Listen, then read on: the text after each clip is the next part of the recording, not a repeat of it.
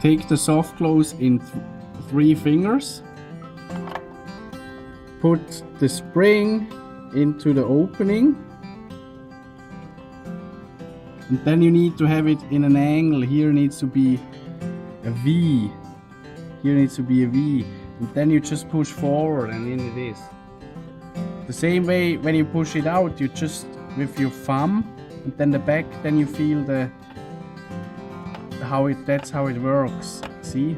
You have with this finger you have to push forward and the thumb pushes in.